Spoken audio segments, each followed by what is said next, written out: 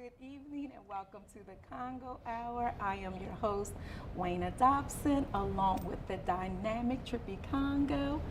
Right. How Thank you you, doing? Wayne. I'm all right. How are you? I'm doing good. That's I'm good. wonderful. What do you have in store for us this evening? Well, we have a few men who are no strangers to the community All right. from the Muslim Center of Wilmington, and actually, they're going to talk about things gearing around Black history. Okay. And then we're going to move into talking about the violence that's going on here in our city. Okay. And then, because it is Black History Month, I thought that it would be great to honor a pillar in the Newcastle County that's none other than Dr. Maurice J. Moyer. Okay. So what I have done is I asked some representatives from Moyer to come on, because Dr. Moyer, which you knew, he fought for Yes, righteousness, he did. and he did not give up. He was one who restored and built in the community. He built Community Presbyterian Church. So we're going to have Dr. Curry, C.T. Curry, who actually this is his first time that's going to be on the Congo Hour. Okay. I'm honored. Your mom was excited when I said her Bedside Baptist pastor was coming on. And your buddy, Ugandi Jacobs, is coming on with What's he him. coming to talk about? He's coming to talk about Moyer. Oh, okay. All right. Not tonight. Not tonight. That's what I was wondering. I just want to get it out there, so I know how to act and know what questions to ask. That's all. And then we have they also brought along a student with them. Okay. So. All right. Then after that, we'll have our community news. We'll have some. We'll have our funeral announcements, and then we'll have some birthday All right. shout outs. Okay, so you ready to get started? Yes, ma'am. All right. Welcome to the Congo Hour, gentlemen. Thank you. You're Pleasure to be welcome. here. Coming. You gonna look? You gonna look up? I'm gonna- Look, wait, it's a joke. I'm looking up. You gonna look up? Hi, kids. Pop, love you.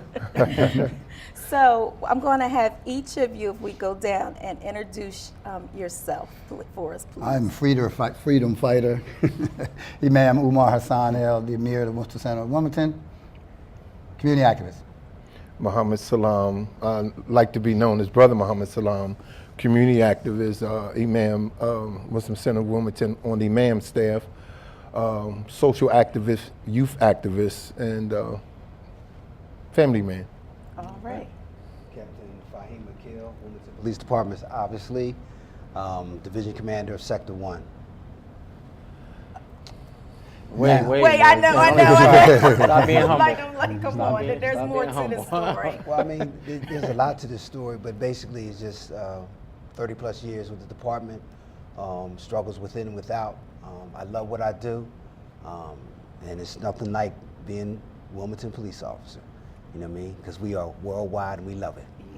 You know what, the one thing I can say about Captain Fahim, like if you say, and this is nothing against anyone else, but when you say community policing or Right. police officer, first person that comes to everybody's mind is Yeah, he's Captain definitely- Fahim. Definitely. So, yes. He's definitely made a name for himself, just being himself. you know? Exactly. There you go. Yeah, I mean, he's just like, he doesn't let that uniform change who he At is. all. He's a person who is respected by the guys on the corner and is loved by the guys on Yes. the corner, because he does the same thing to them. He loves them Right. and he respects them. So Right. it's just that his chemistry with the community is just is awesome. It It's is. awesome. We had to talk about that a little bit because We're I gonna talk about that. had to make some call outs. He don't like that. I But know, I I called know. him up one night and told him how I believe, and I think Muhammad would agree with me, that if he wasn't on the police department, it would be worse than what it is when it comes to African American males. Yeah, definitely. You know, in the Definitely. African American community. So I tell him that all the time. He's just a humble brother. Yeah, But I tell him yeah. anyway. I know we had like a schedule of how we was going to start somewhere and Right. end up there. Yeah. But like I feel like if we cloned Captain Fahim and put him, you know, on the corners, that it would, you're right, the crime would like really go down. And it has gone down. Yeah. I talked about it on an earlier show. I said when we had a drug elimination grant from the Wilmington Housing Authority and put him and others like character in our troubled areas, we reduced crime through the city statistics by 22% in the short period of time we had that grant. And nobody in the powers that be that have the authority to do something would take up and come to the community and say, well, what do y'all want to do about stopping the crime? Right. You want to go get these experts and all them other kind of guys, and we got a problem with that because they haven't produced nothing but overcrowded penitentiaries. And let's analyze it for the last 20 years and see what's going on. There you go, you're right. So let's talk about, it's Black History Month, and we want to talk about the history. You wanted to talk about the Black history of Muslims. Yeah, the first thing I wanted to talk about was, how we are left out of, we're left out of the conversation when it comes to recognizing African American history. They talked about Dr. King and Colorado and Rosa Parks, but they never talk about Malcolm X, the Honorable Elijah Muhammad, even Minister Farrakhan. All of them, in our humble opinions, has contributed to the welfare and development of the African American community over the years. And so when we look at that kind of history, when we see the violence in our community, let me put it that way, we see that these children know nothing about that. And I'm saying that these children are the children of the 1978-79 desegregation when they broke the Wilmington Public School District up into 4 districts and made us a minority in all 4 districts. Once they made us a minority in all 4 districts, all that kind of history that we were given to our children now doesn't exist within the community as it educates our community. But I really wanted to put emphasis on, and I really want to get on, because you told about the time, I want to get on the crime thing, but I want to make mention of one particular imam, and that was the one who succeeded the Honorable Elijah Muhammad, Imam Ward D. Muhammad. And when Imam Ward D. Muhammad came on the scene, he transformed the old Nation of Islam into the Orthodox Islam that we call it today. And it was only over 2.5 million African Americans and others who came to Islam, the religion of Islam, the way of life of Islam, because of this brother's tutoring and his understanding of the Quran and the traditions of Islam.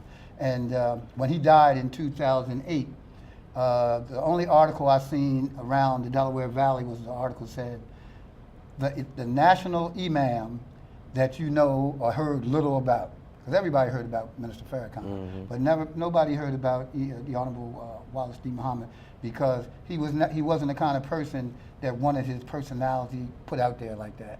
Okay. Matter of fact, he taught me personally and taught us that if you agree with what I'm saying, then take ownership of it. Don't keep using my name. Take ownership of it, and that's what we have done in the city of Wilmington. Me and this brother, and when Fahim came on board with us, we have struck the chord that Islam is now a bona fide, quote unquote, way of life, and that it has its place in the history of this country. If you look at the original copy of the Constitution, it has the Ills and Bays on there. The Ills and Bays were the Muslims who was at the table with George and Thomas Jefferson, etc. Thomas Jefferson had a Quran. When Keith Ellison was going to take his oath of office, he's a representative from Minnesota, they told him he couldn't put it on the Quran, and the archives of Thomas Jefferson said, we have Thomas Jefferson's Quran that's 245 years old, and he can put his hand on that. That opened the door. But Imam Ward D. Muhammad's influence was he influenced and took us away from disliking the discomforts of America and making us recognize that we are just as much American citizens as anybody else. And so I stand here, and I think Muhammad will agree, I know Fahim will agree, sometimes he don't, but what I say is it's un-American and unpatriotic for us to keep us out of this picture, because our do for self, coming out of the depression of the 30s, our do for self we had our own supermarkets, we had our own drugstores, everything we had in our community, like Bishop Morton was saying the other week. We didn't have to go out of our community for nothing at that time. When Wallace came on the scene, there was a lot of corruption in there, and he tried to clean it up and did clean it up. And so we're in the efforts of rebounding ourselves, only this time aligning ourselves with Christians and other right-minded people. So I just wanted to highlight that accomplishment, because in the last, 30-some years in our lifetime, Imam Ward D. Muhammad has been our roadmap to identifying with the American theme. I'm a veteran also, and that pumped me up a whole lot. And when you look at things like the Tulsa, Oklahoma race riot, and Google that, the Tulsa, Oklahoma race ride of 1920, and you'll see exactly what I was talking about, where we had our own everything. And Wall Street.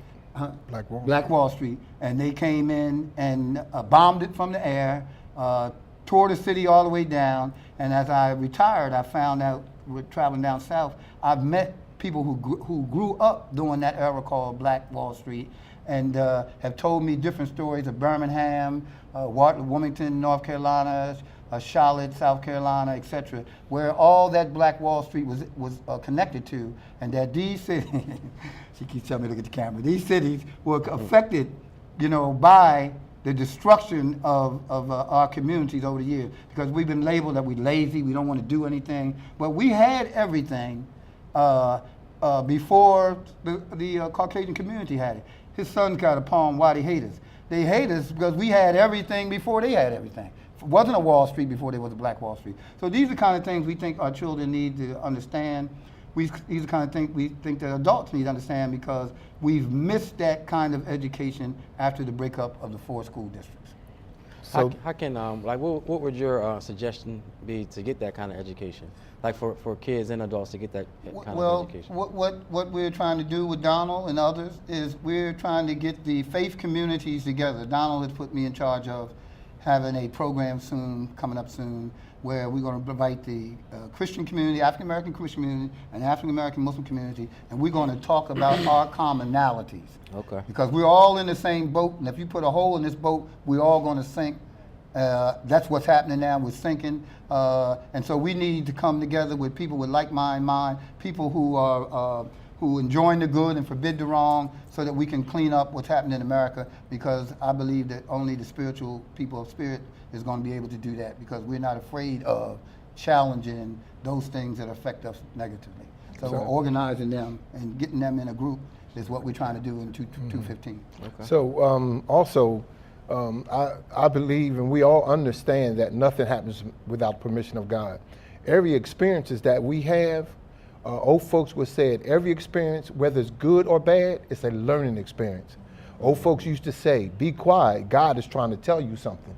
And so we as a people, history is best qualified to reward all research. It is important that we study history, we go back into history, and we don't have to have, and I always use quotes by our pioneers, those who came before us. One-liners, powerful. Used to say, don't believe your lying eyes.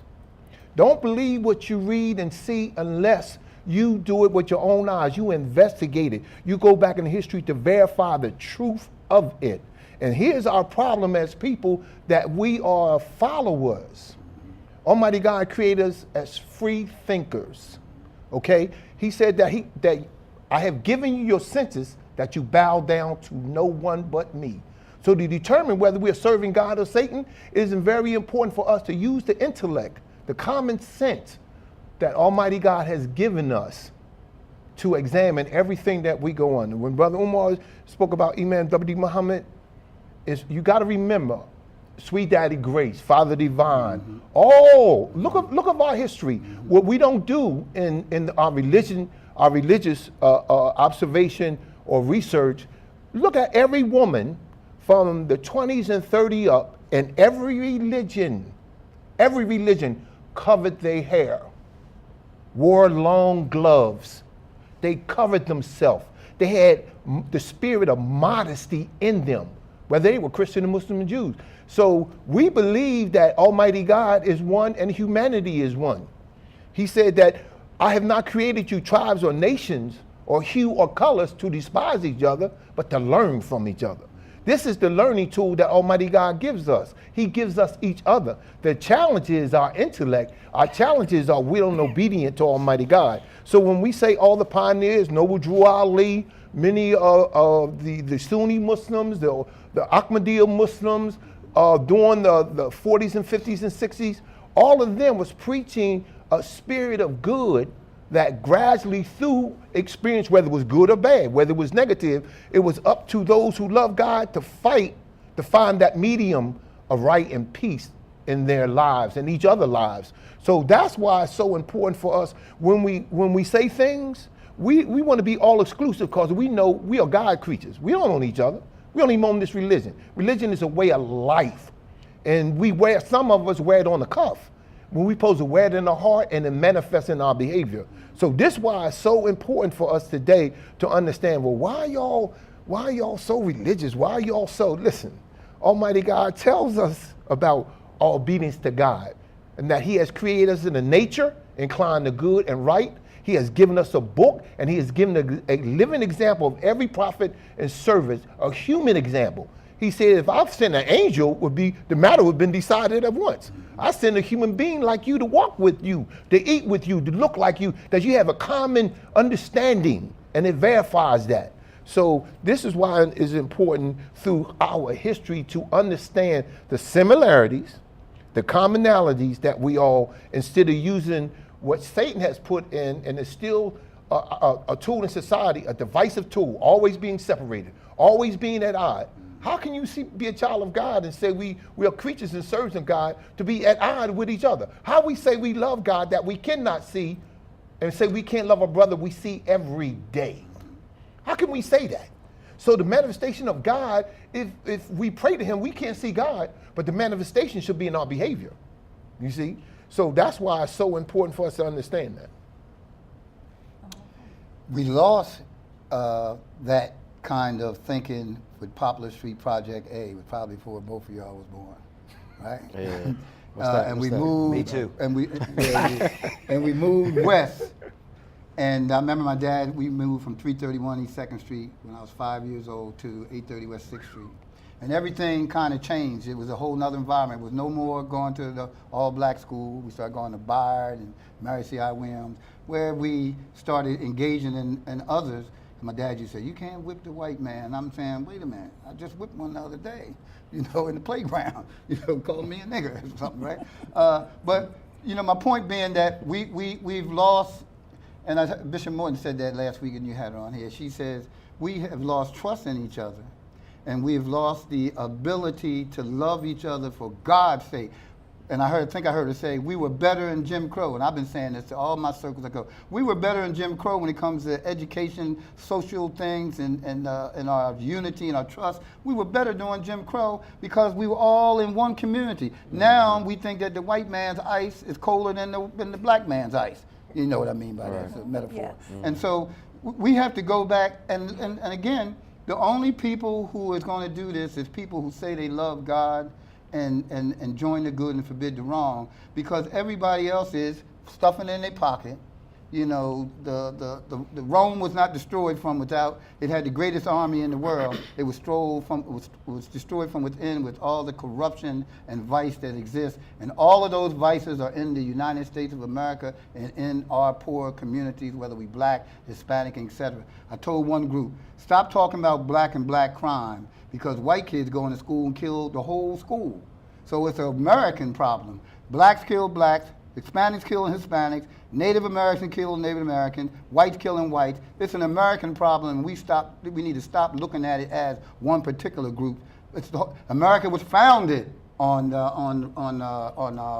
violence. Mm-hmm. So we gotta reflect, like Muhammad said. We gotta reflect and see and check our history out and stop being so comfortable in our existence, because those of us who are comfortable, what do you say? Those what he's given us, or we have more responsibility. What that cliche is? Too much is given, much is expected. Yes, and then too much is given, much is expected. So I'm living a better life than my father. Right. I want a better life for my 23 grandchildren and my 7, 8, 9, 10 grandchildren, inshallah, God willing. Iman, you wanted Captain Fahim to come on to talk about what aspect? What he's trying to do over there in his corridor. Okay. Well, no, it's not so much what I'm trying to do in my corridor. I want to go back and I want to say thank you, and I appreciate everybody's compliment. But my thing is, here's my point. If I'm the type of officer would you say that I am, and you believe in and you trust, then I'm calling out to you as the community. I'm calling out to you, these young boys on this corner, all the guys I've seen, all the guys the community leaders. I have no problem with you coming in and coming at me. I have no problem with you telling me or holding me accountable. But here I am right here on this station every day. Now I'm holding you accountable.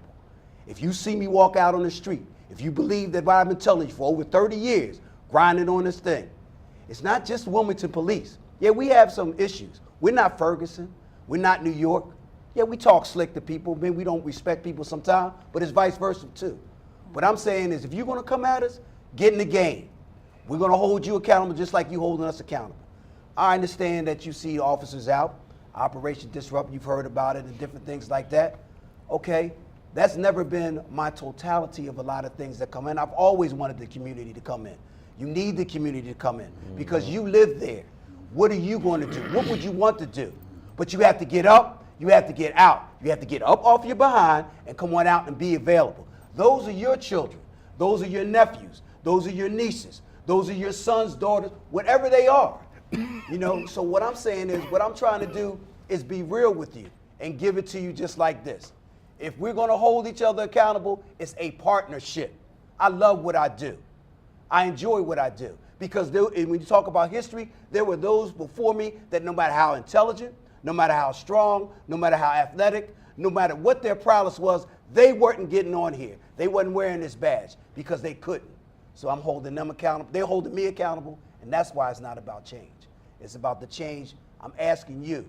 There's also an ayah in the Quran that says, Almighty God will not change the condition of a people until they change that which is in themselves. So stop blaming everybody else. Yes, America has its conditions and its faults. Wilmington Police has its faults. The community has its faults. All right, we can point the finger every day. But let's stop pointing the finger and let's roll our sleeves up and let's be accountable. I'm holding you accountable as you holding me accountable. I thank you, but if you believe what I'm saying to you, then let's get busy. That was good. Before I wanted that number that was up, Abin, that's not Captain Fahim's number. That number is to the Muslim Center of Wilmington. So I don't want people to say, oh, let me call Captain Fahim. That's the number to call all three of them. There's yes, sir. Captain Fahim, how can people in the community, what can they do? Well, I think they can start by understanding that they have a network that we don't have initially. We get a network from them. What they can do is be accountable to their sons, to their daughters, to their family. I understand you may not necessarily understand or may not want to come forward because it hurts. But what you have to do is understand, if we do not correct this problem, it's going to be like a plague and it's going to go out and destroy us all. See, it's not just like Brother Umar and Brother Muhammad said, you can say containment, oh, it's just these type people or those individuals over there. It's affecting the whole city of Wilmington because you have individuals, businesses who are not going to come in because they deem this as murder capital of the world. But there's other cities, but per capita because of our size. But we have an opportunity to change this because we have an interaction. And even though you could say maybe the relationship is not as good as it would like to be, our relationship with the community is a lot better than other cities. That's right. If you go around the country. We take some onus to what we do. And see, what I always tell them that it's not going to be all individuals of Moorish descent that's going to change this. We have to have those of European descent. We have to have those of Hispanic descent that are committed, that are viable, that understand that this job is an honorable profession and that we're here to service everybody and bring that too. So what I ask the community to do is hold us accountable. Come on out. Hold your family accountable. Be out there and join with us. That's the best thing they can do, brother. And what's your contact information? Then we can go. My office number is, if you're out of state, it's 302-576-3608. And my cell is 302-893-8707. Okay. I'm at the William T. McLaughlin Public Safety Building at 300 North Walnut Street. All right, thank you. Do organize themselves. The block club, that's what we're trying to do. Block clubs, neighborhood associations, they need, like Fahim tells them, if one of the police officers disrespects you and you think you're wrong, come down. I think the Internal Affairs Unit has gotten better since Dennis has been in office, and they're coming in there and they're complaining where you get a record of a complaint against a certain officer, because there's a couple of them down there that, you know, we like to get out there right quick, because we need officer friendlies. I'm telling you this, when he was phenomenal even when he was a rookie, and he got our communities I had about 4 or 5 drug dealers, and they all stopped selling drugs, went back to college, went back to school. No, but they took him out, and all hell broke loose. So I mean, we need that kind of participation. But like he says, they got to come out, you know, just like he has to come out. You know, we have to put, and I'll use my slogan again, it's un-American and unpatriotic not to do anything that we just discussed here talking about. Iman, I'm going to have to definitely have you all back on again because I know that you have a I was laundry wishing that we- list of other things that you want to talk about. So I'll contact you and have you come back I on. appreciate you getting definitely us on as quickly as you did. We need to give them the whole Thank you hour. very much. Like when you reschedule them, I think we definitely need to give them. They need to be the only guests, And then just so you we need can. to not tell somebody, oh, just come on See, why are down. you starting with me? We thank both of y'all. We thank both of y'all for getting this message. And to my grandchildren, Sanaya, Najee, Lionela, and the whole gang, Pop, I love you, and I hope you're watching, and I hope you paid attention to what we just said. All right. All right. So we'll take a quick break and we'll be back with our next guest. Good evening and welcome back to the show. I hope that that song ministered to you, that even though things come in your life, that somehow through God's grace and mercy, you made it through. So I'm really excited, as I always am excited, but I'm extremely excited to have our next guest on. And they are here to represent the new Maurice J. Moyer Academic Institute. And I'm going to let them come in their own way and introduce themselves. So if you know anybody that has a concern with our education, please call them, tell them, make sure that they're tuned in to the Congo Hour, because this next segment is going to be geared around education. So welcome to the Congo Hour, gentlemen. Thank you for having us. You're welcome. Yes. So as I said earlier, I'm excited because this is Pastor's very first time on the Congo Hour. So yeah, thank you, Pastor, for taking time out your busy schedule to come. So Ugandi, I'm going to Yes. let you kind of start this off. Yeah, well, thank you for having us again. You're welcome. Again, my name is Ugandi Jacobs, and I'm pretty fired up right now. Brother Fahim, he was pretty hyped up, got me fired up. But tonight, we're here to talk about a real serious matter. As many of you out there in the community have heard a lot about Moyer being closing at the end of this school year, we just wanted to come on and discuss some of those issues and show the community what Moyer looks like, what's going on at Moyer. And we have none other than the chairman of the board of directors, Dr. Christopher Curry, with us. And we also have a brilliant young student, a brilliant young scholar by the name of Jakai Bland. So we're just going to talk about a brief history of the school, the climate, the culture of the school, and what's taking place this year. Okay, all right. So where are we going to start? What, you want to go to Pastor now? Yes. Okay. Yes. Thank you so very much, Mr. Ugandi. Let me say that first, I know we don't have a lot of time, so I want to be very straight and direct. You heard that certainly the school is to close at the end of this school year. And I want to commend our former mayor, Baker, who was on earlier, and he really said it right. We did not fail the children. We failed a system that is flawed. If you really look at what the judge was trying to adjudicate, he was making it clear whether or not the Department of Education had a right to close a school, and the answer is they do have that right. I will assure this community, as we shared a long time ago, that when this school was given to us back in 2012, it came with a management company that did not do the things that it needed to do. The board decided that we would take over. We received information from the Department of Education, and it was very clear, these are things you must get completed. Things that you've heard in the paper, such as curriculum, the facility, and things of that nature. Before the summer hit, we had everything completed. We own our facility. We made sure we had a curriculum that was meeting and aligning itself with Delaware's guidelines. And we also made sure we bridged all the gaps that we needed to bridge in order to ensure that the teachers received the professional development that they needed to receive in order to have in order to execute the curriculum that was purchased for us to be able to use. Everybody is clear that if you go to Moyer today, it is not a school that is in chaos. The ethos of our school, or shall I say the culture of our school, is not a school that is out of control. Those young people at Moyer, they are learning, they are matriculating, and we're not doing it as, this is our last ditch effort. The reality of it is this: the school is moving forward, and things have gotten so good that, if anyone was to come, they would think that we were in business as usual, because we did not let them saying they were going to close the school down cause us to stop serving our children. And I'm really going to stop there just to share that, we understand that there were some problems. We don't want to ever dismiss that. But what we want to be clear on, that even though there were problems, when we were told what we needed to do to correct them, it was done. Before the doors opened up in August, all items on the agenda were completed. The IEPs, the curriculum, the facility, all corrected.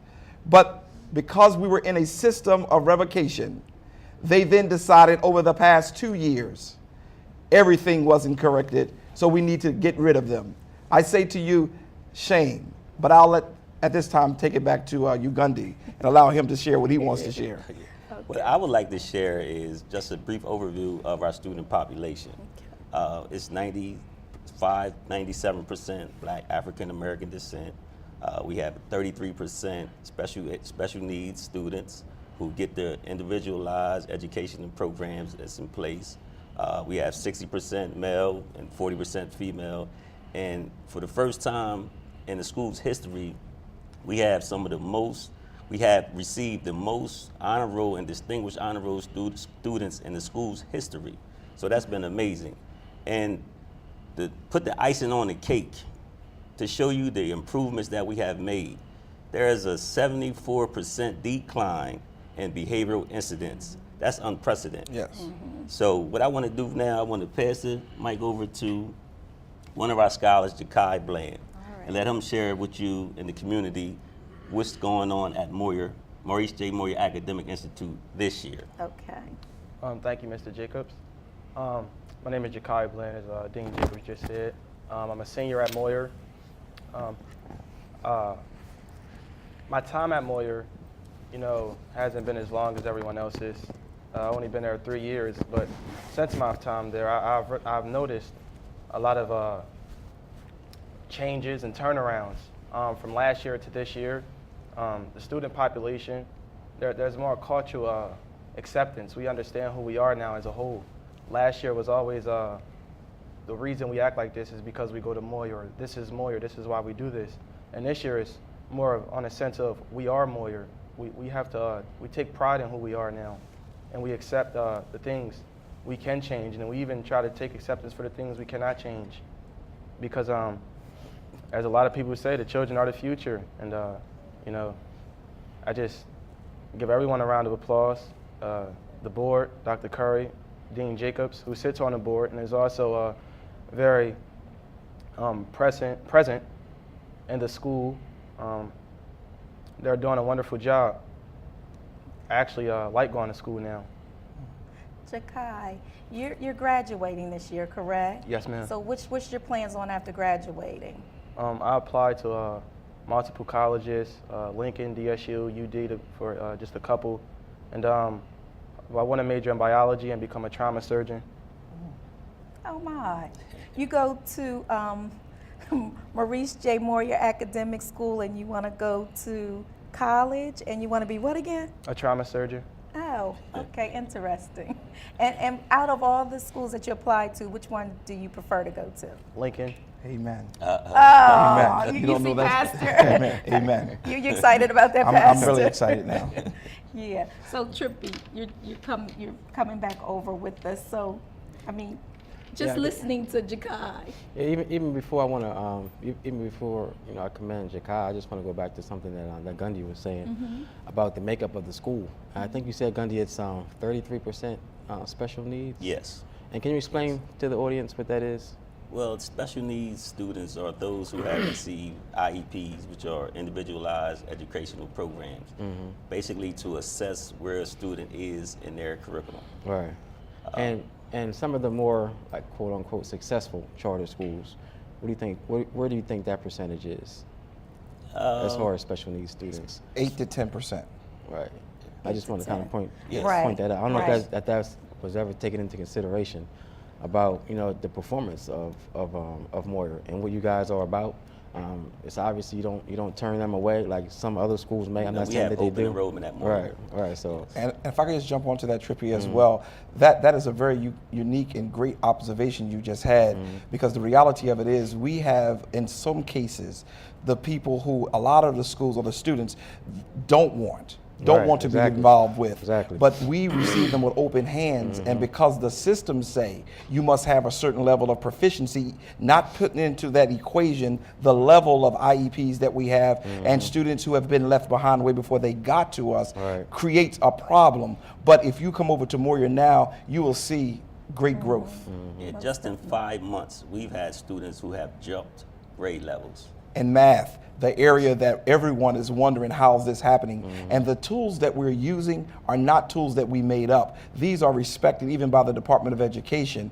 So when you start seeing a young person who have come in, they're currently in the 10th grade, but their math level may be in the 3rd grade. Now they in the 7th grade. You may say, well, they still not at the 10th grade. This is 5 months we're talking about. But the reality of it is when a child feel your heart, they're willing and receptive to be able to learn. And that's where our fear is, that if Moyer is to close, and notice my language, I heard what the decision was, but if Moyer was to close, then where would these children go? And how would they get the same level of attention that they're getting now? right. I was going to ask, is the fight over? On the legal side, not much else we can do. Okay. But Trippy, you go to a lot of funerals, even though I don't see you in church. There is a God.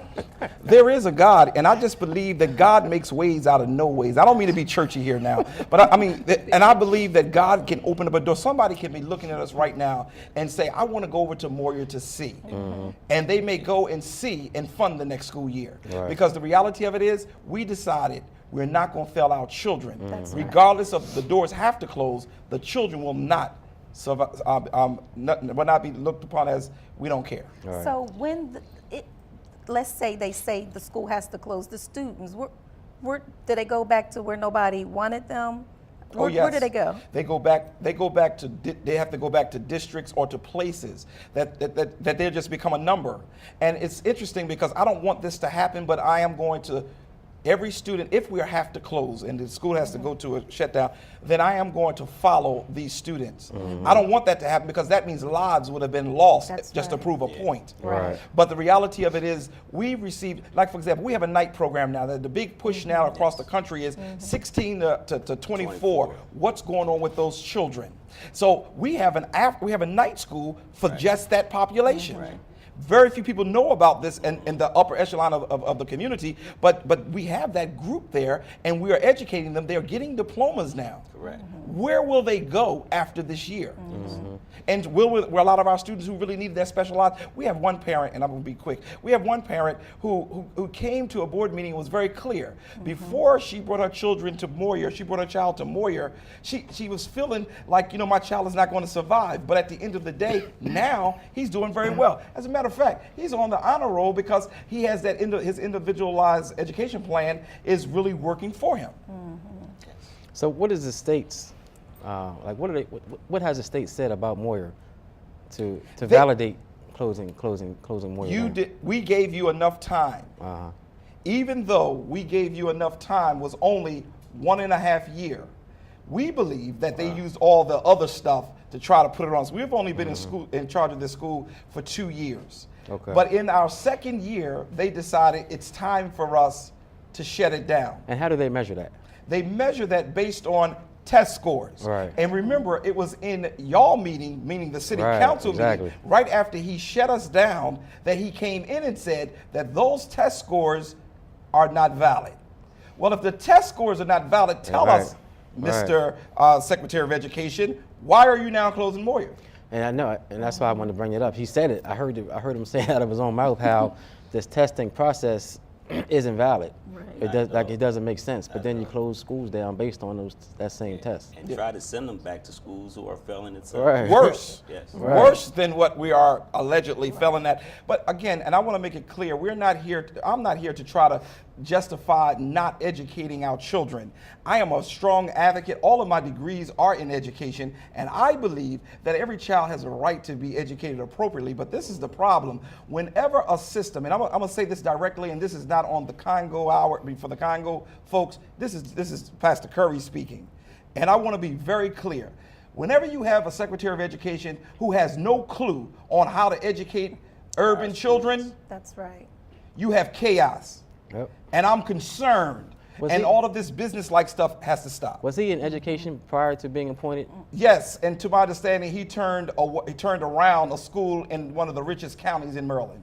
Okay. Okay. I also get a lot of, I'm gonna say complaints about the state not visiting schools enough and kind of That's make. an man. excellent wanna point, talk Trippy. Yes, and I'll talk. I'm trying to talk fast because I know you got other things to do. Let me say this to you. Yes, that's the problem. The problem is he has not come out to the school. Right. He has not sent his officials out. They come out when they want to. We will give credit to the special education segment of the Department of Education. They came out, and I want to give the preachers credit because they helped us fix the things that were broken. But beyond that, there were no resources given to us in order to fix the problems. We went out and found the principal that we have there now. We went out and found this guy. And he has really made a very tremendous difference in the lives of our students because he's from that community. And some of the children who were quote unquote discipline problems are no longer because we found the right people to make this work. And let me assure you, Mr. Congo, Mr. Trippy, it's working. Yeah, and you know what, Trippy? I'm a board member, and I think I've been to four board meetings. The last meeting, there was a young lady from K-12. K-12. Now the school is allegedly closing. I'm sitting there, pastor's talking to her, and I'm, me. Excuse me, who is she? She's like, oh, I'm such and such from K. I'm like, well, where the heck you been? Now she shows up. Now you're here. Like, who are you? And what do you want? So yeah. Guys, can I say something? Sure. Of course. I know the city council has they believe that charter schools isn't helping the city, but me personally, I have 5 brothers and sisters who all attend charter schools. And I think to take charter schools out of the city, or even out of the state for that matter, it would do a distrust to many families because you choose charter schools because you feel as though you're being focused on more. To go to a Wilhelm Penn or a Brandywine or a Christiana, you don't get that one-on-one focus as you would in a school where it's only 17 kids and 1 teacher. You go to a school where the population of a high school is 3,000 to 4,000 kids and it's 36 kids in the classroom. Where does that one-on-one time come from? I think when you go to a charter school, you're given that choice. You're given an opportunity to say, this is what I want to do. This is where I want to learn. And by taking or trying to close Moyer down, I think that's really doing a distrust to many students. Not only at Moyer, but charter schools around Delaware. Yeah, just to speak on that briefly also. You have a good point, but City Council, I guess I can speak for myself. We're not against charter schools, and the resolution that we sent to Dover, it was that we want to just have more of a say in what charter schools come to Wilmington so that we can make sure that they are Moyer-like. So just any charter school can't just pop up in Wilmington and not educate our children the way that we think that they deserve. So it's not that City Council is against charter schools at all. Charter schools have done a lot of charter schools have done a wonderful job in Wilmington. We have an example right here, but we just want to make sure that they continue to do a great job and that it doesn't get out of control. We just want to have some input in schools that come and make sure they're there for the right purpose. That's all. But I just want to commend you. I know I said I'm going to come back to you. Congratulations for who you are and what you've done, and I wish you well in your future. Most definitely. You want to give a shout out to anybody who's watching? Nah, not really. Nah, not really. He don't want to leave anybody out. Right. He don't want to mess up. Trippy, we're going to put up Governor Jack Markell's number on the screen. Okay. You can call him and tell him that you want Moyer to stay open. You can also have people that do not have Comcast to log on to the Congo Hour on Facebook tomorrow so they can see this segment so that they too can put a plea out there for the school to stay open. It is very important for our communities. Education is the key to the majority of the violence that is going on. If you close Moyer, only God knows what else is going to happen. That's my I think we almost have to take it a step further than calling. We have to show up. Yeah. Something Yes. like I've in been masses tasked in with Dover. that. You Yes. know, coming on television, Okay. bringing on, you know, staff and students to get the word out in terms of the effectiveness of being at Moyer. So you'll see a lot more of us in coming weeks, asking the community for their support so they can get behind us and hopefully have this decision overturned so that Moyer can stay open. And can I say this to you as we're closing? I'm sorry, that I do also ask that we recognize that the judge's decision had nothing to do with the quality of education that is being provided for the students at Moyer. It was solely on this question: does the state have a right to close a charter school? And yes, the state has a right because they were able to do it, but that has nothing to do with the quality of education. Stop by our school at any time without a notice and see what we're doing with our children. And the address of the school is? 610 East 17th Street. All right. The phone number is 428-9501. All right. Thank you, gentlemen, for coming on. Thank you for And we'll having have us. you back on again, too. Please do. All right. Can we will get an do. hour or two, Mr. Congo? Don't you get enough time behind the pulpit? Now you want to come here Now, and get wait a another minute. hour? Wait, hold up. Wait a minute. I had to get him back. I had to get him back. No, you're not going to get my pastor back. Oh my! You gonna jump ship like that? It's your wife's pastor too. Okay, you And got he is pastor. and- And your mom's pastor. and your fiance's pastor. And you Gundy's mom. Okay, And want to be I yours. lost. You can come back and have a whole hour. Okay? Matter of fact, clear the schedule next Sunday. Have Pastor Kirk. Don't say no. Come back. Don't tell me that, because I'll call everybody. But no, thank you so much for watching. We're going to take a quick break, and Trippy will be back with our funeral announcements. All right. Okay, welcome back. At this time, we're going to have our funeral announcements. First, we have Mr. Wallace Bessix, age 79, who departed this life on January the 31st. His services took place on Friday, and his burial took place in the Union Hill Cemetery in Kennett Square, Pennsylvania. Mr. Jordan Ellerby, age 16, departed this life January the 23rd. His services were also on Friday, and his burial took place in the Gracelawn Memorial Park. Miss Beverly Winfield, age 67, departed this life January the 31st. Her funeral services were also this past Friday at the Congo Funeral Home on 24th and Market Streets, and her burial was private. Mr. Christopher Scrivens, age 81, reported this life January the 25th. His services took place yesterday at the Congo Funeral Home on 24th and Market Streets, and his burial took place in the Gracelawn Memorial Park. Mr. Fred Highland, age 82. His funeral services were yesterday at the Congo Funeral Home on 201 North Gray Avenue, and his burial will take place on Monday, February the 9th at 11 a.m. at the Delaware Veterans Cemetery. Mr. Donnell Clark, age 26, departed this life January the 27th. His funeral services will be tomorrow at 11 a.m. at the Ezon Fair Baptist Church, 1400 B Street. Viewing will be from 9 to 11, and his burial will be private. Services for Miss Charlene Robinson, who passed away yesterday, will be on Friday at the Canaan Baptist Church at 11 a.m. Viewing will be from 9 to 11. Services for Miss Tina Fields, age 49, who departed this life February the 4th, will be announced. And services will also be announced for Miss Nancy Joyner, age 93, who departed this life on February the 6th. And if we can go back to the picture of Miss Tina Fields, her services are going to be on Saturday with a viewing from 11 to 1 with a 1 o'clock service time. And services will be announced for Miss Betty Miller, age 83, who departed this life on February the 7th.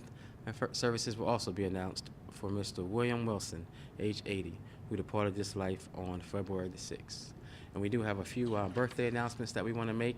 We want to say happy birthday to Judge Gray. We do have a picture of Judge Gray. I'm not sure how old she turned, but we do want to say happy birthday to Judge Gray, and that's coming from one of your good friends, Sharita, and all of your friends and family here in the city of Wilmington. Also, I want to say happy 50th anniversary to my parents. They celebrated their 50th anniversary on Friday, so I want to say happy anniversary to them. We have the picture of them right now, and then we have another picture of them back in the day when they were just getting started in business. And we're going to show that one also. There it is, right there. That's when they were in their prime with that picture. Also, I have a birthday announcement. I'm not sure if Wayna took it from me or not. Let me see.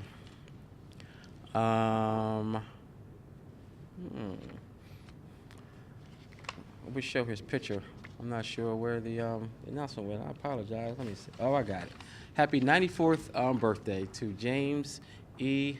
Thompson.